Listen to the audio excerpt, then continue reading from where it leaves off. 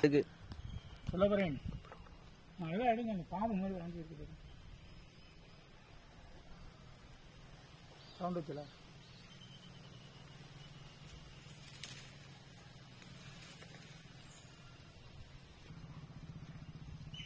hi friends இது வந்து 120 அடி உயரம்